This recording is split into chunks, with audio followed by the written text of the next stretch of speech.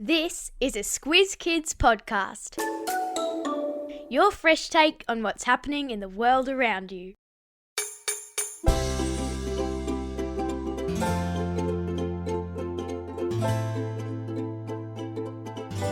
A good one could involve an empty suitcase, 12 grapes, or special coloured underwear. This is your Squiz Kids shortcut to New Year's around the world. The podcast where we dive into the who, what, when, where, why and how of the big news stories. I'm Amanda Bauer. And I'm Bryce Corbett.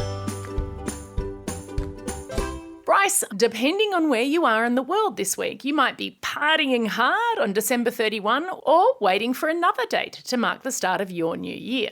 Today, we'll take you through what we think are some of the most interesting traditions observed on December 31, where in the world New Year is celebrated on different dates, and why humans care so much about turning over the calendar anyway. Listen carefully, there's a squiz at the end.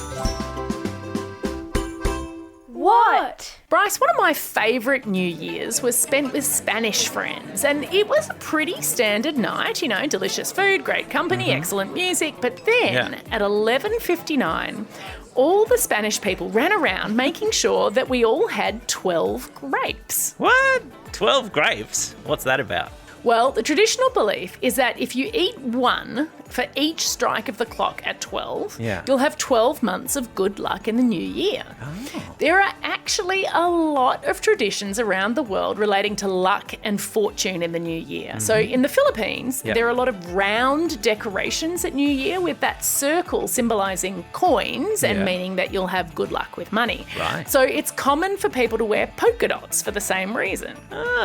Eating grapes, wearing polka dots, that all sounds pretty easy. Well, and under those polka dots, you might want to wear some special undies. In lots of South and Central American countries like Brazil and Ecuador and Bolivia, you wear red undies if you want to be lucky in love the next year, and yellow if you're looking for financial prosperity or lucky with money.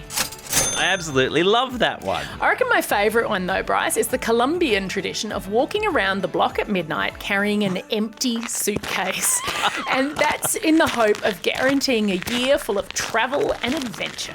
Oh, wow. Now, that is a tradition after COVID that I can absolutely get behind. Right. All of the ones we've talked about so far are welcoming the new year. Are there any traditions, though, to farewell the old year? Yeah, some years, like 2021, it is quite good to see the end of. Yeah, see ya. I do love this one from Denmark. Apparently the tradition there is to go and smash old plates and glasses against the doors of your family and friends' houses to banish any bad spirits that are left there from the old year. I love that one. And in Panama and Central America, people burn muñecos, which are like huge puppets, and they're made to look like people who stood out in the news from the past year. And when they burn, the past burns with them. Wow, fire and destruction. Yeah, I know, but it's okay because in the morning, everything starts again fresh.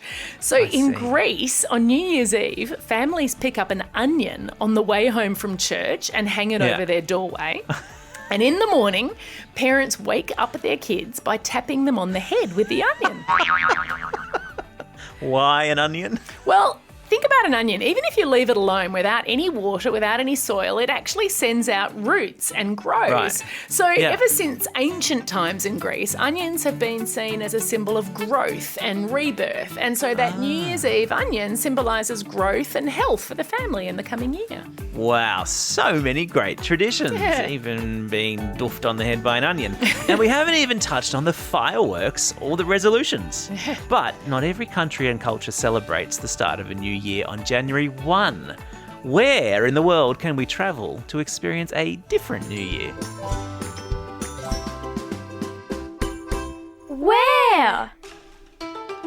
Let's go first to China for the first new moon of spring and the start of the Lunar New Year. Isn't that called Chinese New Year? Well, yeah, that is the common name, but it's all about celebrating the new year on a calendar that follows the moon, and moon is where lunar comes from. And that's why the date changes, because the moon calendar changes. And in 2022, Chinese New Year is on February the 1st. So about 10 days before that, Chinese people will clean their houses thoroughly in preparation, and many people will travel to be with their families. Yep. On New Year's Day, families come together to eat, and presents of money are given in bright red envelopes called lai si.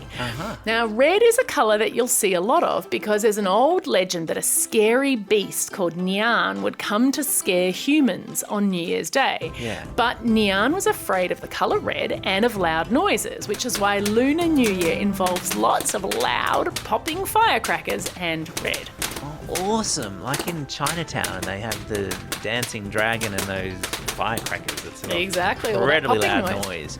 Yeah. Now, how long do these noisy celebrations last? Yeah, well, it's a 15-day party. It's fantastic. That's how long Wow. it takes for the new moon to become a full moon, and then a lantern festival is held to finish everything off. Oh, that sounds beautiful. A full moon celebrated by big, colourful lanterns. And amazing food. Yum. Now, the next New Year we'll visit is another place known for its delicious food, but which marks its New Year based on the solar calendar instead of the lunar calendar. Okay. I'm talking about Thailand. Right. So, most people are Buddhists there, and Songkran is the Buddhist celebration of New Year. It's held from April 13 to April 15, and it's a 3-day water festival. Oh, yeah. Parades are held with huge statues of Buddha that spray water on passers-by. Awesome. And in small villages, young people throw water at each other for fun. Now, I love a water fight as much as the next person, but what does it have to do with the beginning of a new year? Yeah, well, it symbolises washing away the troubles of the past year. It's sort of like washing yourself clean for a new start. So there's a lunar new year, a solar new year, both in places that have big Buddhist populations. Do other religions have their own New Years too? Yes, indeed they do. Excellent question. Jewish New Year is called Rosh Hashanah. It's believed that God opens the Book of Life for 10 days. And during this time, Jews want to make up for anything they've done wrong and to forgive others for their wrongdoing. And a ram's horn trumpet, known as a shofar, is blown before and during Rosh Hashanah.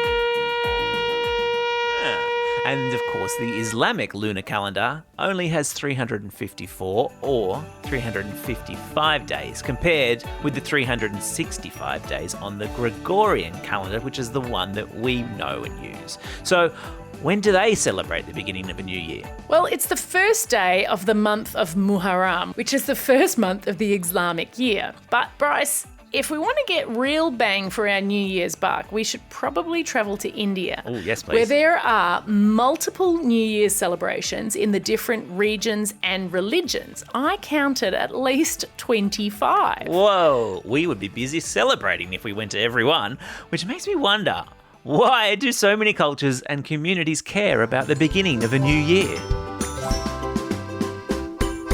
Why? Yeah, no other date seems to make people, especially grown-ups, look back on what they've done and reflect and resolve to do some things better and to set goals. As we're getting ready to eat and dance and be merry, we're also doing some deep thinking, aren't we? Yeah, absolutely. So what is behind, do you think, all of this wanting to be better? Well, one psychologist thinks that the appeal of New Year's is all about survival. So we're celebrating having made it through one year, having survived it. Yeah. And then we're making plans to survive again in the next year. And that's why we're resolving to, eat less and exercise more. True. And then there are these really old customs that are also about making sure that we survive socially.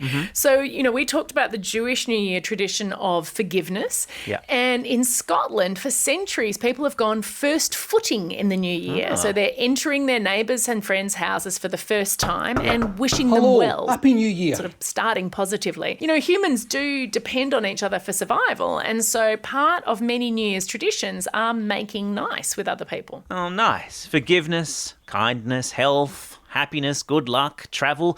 These are all good things that help us not only survive but thrive. Happy New Year, Amanda. Happy New Year, Bryce, and Happy New Year to Squiz Kids. Indeed. Time for the quiz. This is the part of the podcast where you get to test how well you've been listening. Question number 1. What do Greek families hang over the door, then bop on their children's heads on New Year's Day?